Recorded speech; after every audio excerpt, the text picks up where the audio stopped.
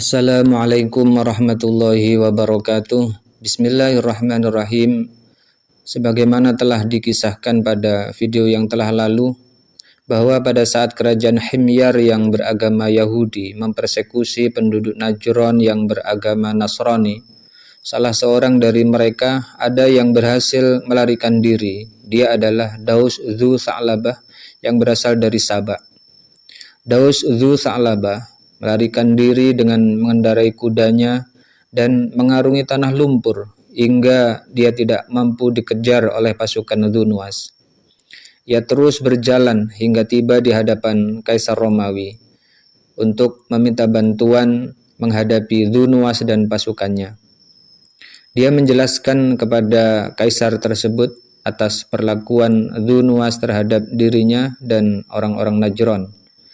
Lalu kaisar berkata kepada Daus, "Ba'udat biladuka minna, walakinni sa'aktubu laka ila malikil habasyati, fa innahu ala hadzal din wa huwa aqrabu ila biladik."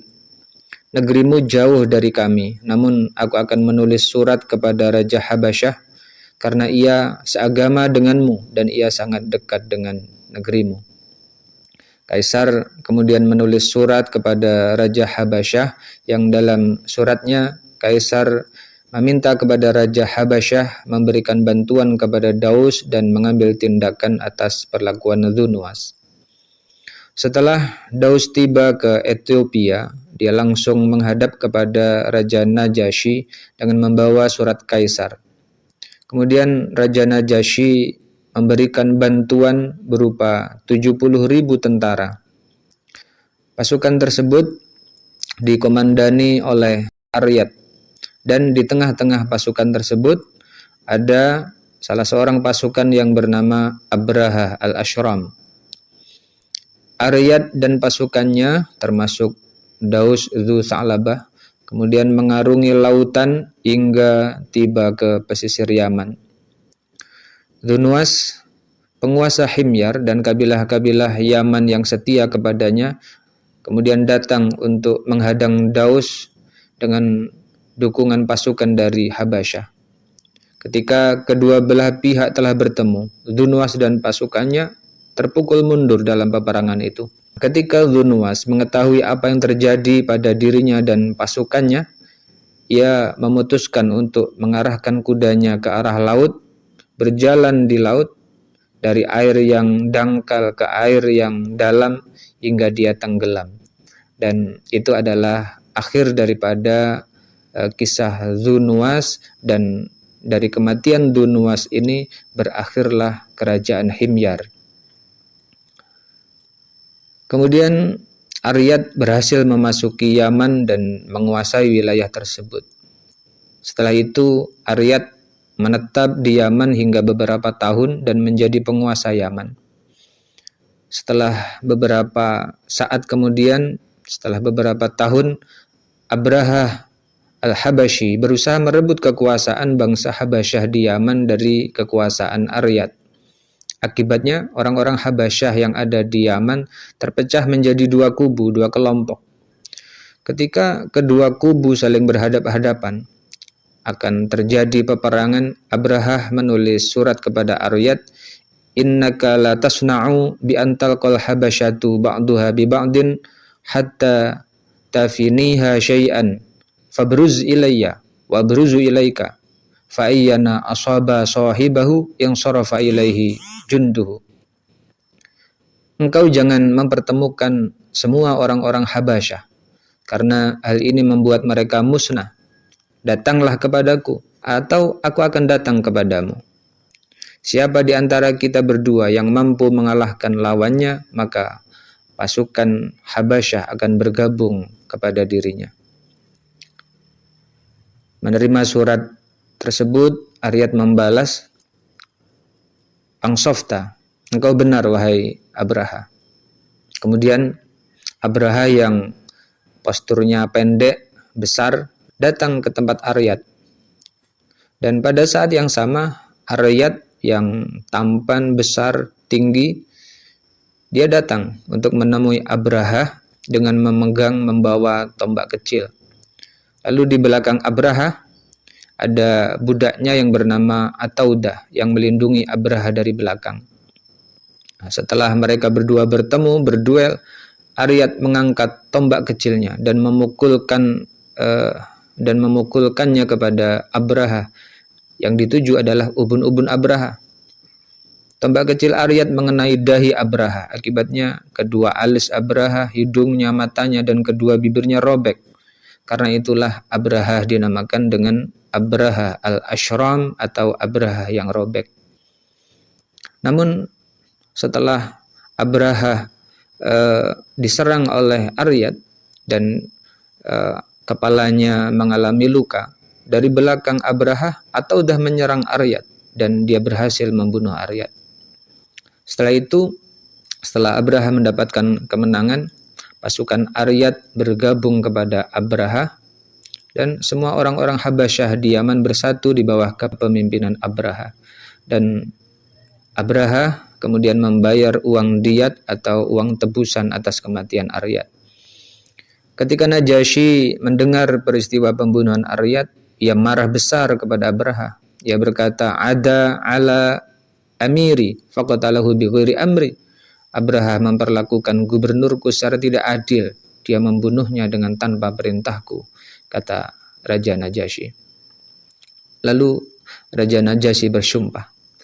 Raja Najasyi bersumpah bahwa dia tidak akan membiarkan Abraha sampai Najasyi menginjak wilayah kekuasaan Abraha dan memotong ubun-ubunnya.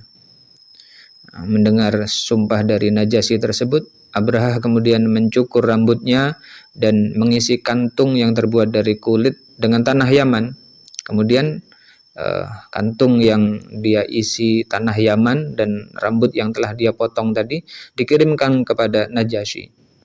Selain itu, dia menulis kepada raja tersebut. Dalam suratnya dia berkata, "Ayyuhal maliku innama kana Aryatu abdak wa ana abduk fakhtalafna fi amrik wa kullun ta'atuhu lak illa anni kuntu aqwa ala amril habasyati wa adbata laha wa aswasa minhu wa qad halaqtu ra'si kullahu hina balagani qasamul maliki wa ba'astu ilaihi bijirabi turabin min ardi liyad'ahu tahta qadamayhi faya barra qasamuhu fiya."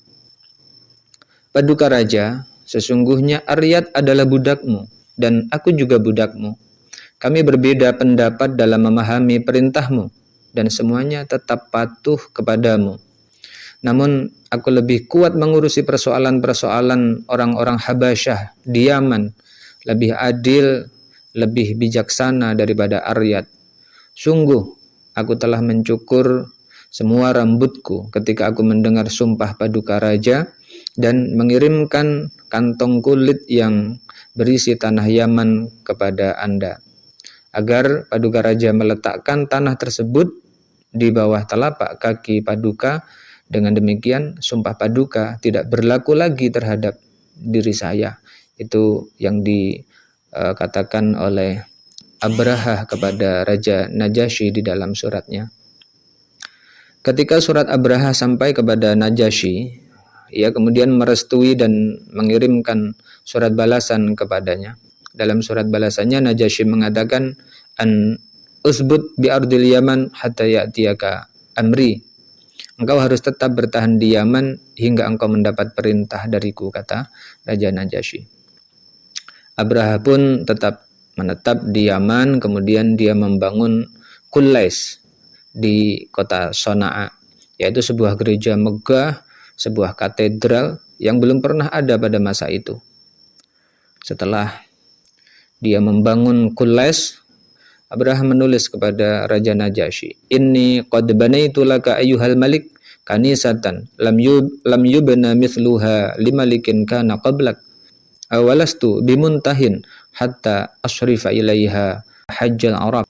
Paduka raja, untukmu aku telah membangun gereja megah yang belum pernah dibangun untuk raja sebelummu.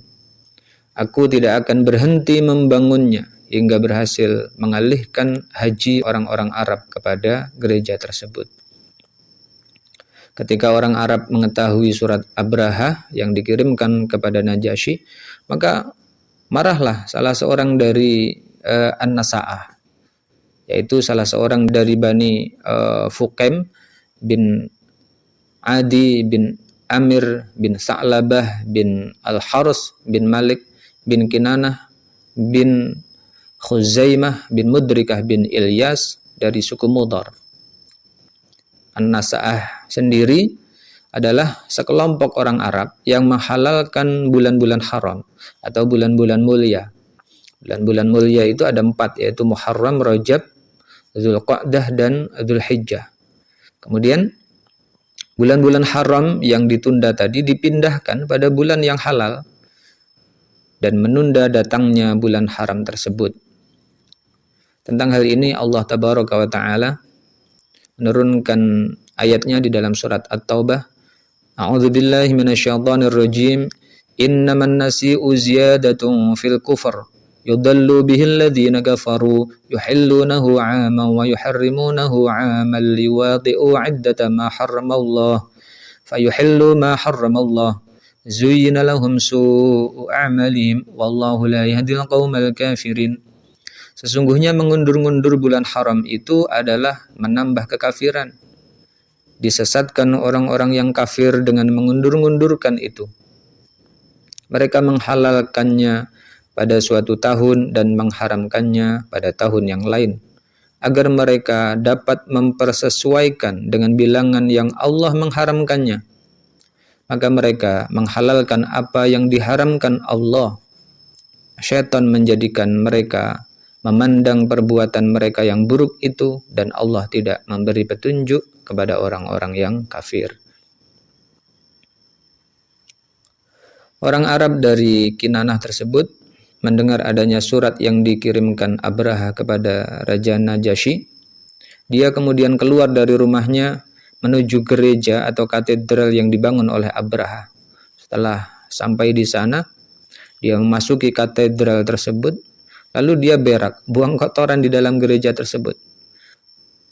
Nah, setelah berak dalam gereja tersebut, seorang dari Kinanah itu pulang ke negerinya, ke Arab.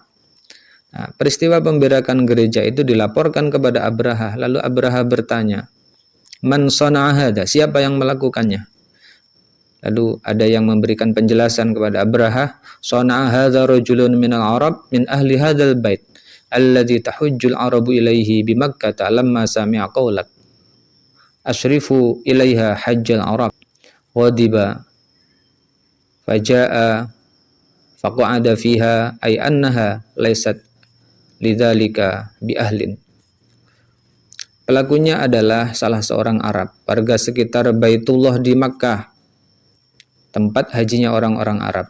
Karena ia mendengar ucapanmu bahwa engkau akan mengalihkan haji orang-orang Arab ke gerejamu. Orang tersebut marah, kemudian dia berak di gerejamu ini. Ini artinya gerejamu tidak layak dijadikan sebagai tempat haji. Abraha murka mendengar laporan itu. Dia bersumpah bahwa dia akan pergi ke Baitullah untuk menghancurkannya. Lalu ia memerintahkan pasukan Habasyah untuk bersiap-siap. Kemudian dia berangkat ke Makkah dengan mengendarai gajah. Ketika orang-orang Arab mendengar rencana Abraha untuk menghancurkan Ka'bah, mereka menganggap bahwa rencana penyerangan tersebut adalah sebuah ancaman. Dan mereka berpendapat bahwa perang melawan Abraha adalah sebuah kewajiban. Dari sejarah di atas kita bisa mengambil pelajaran bahwa kita wajib menghormati tempat peribadatan dan simbol-simbol agama lain. Tidak boleh menghina dengan cara apapun.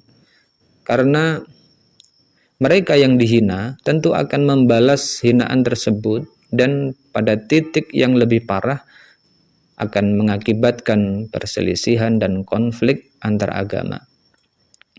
Toleransi dalam bentuk penghormatan dan perlindungan terhadap pemeluk agama lain dan tempat ibadah mereka pernah dicontohkan oleh Sayyidina Umar radhiyallahu anhu dalam perjanjian Ailiyah pada tahun ke-15 Hijriah, yang salah satu isi dari perjanjian tersebut adalah menjamin keamanan pemeluk peribadatan dan gereja mereka. Mereka sama sekali tidak dipaksa untuk masuk untuk memeluk agama Islam. Demikian, salam toleransi. Wallahul muwaffiq ila aqwamit thoriq. Wassalamualaikum warahmatullahi wabarakatuh.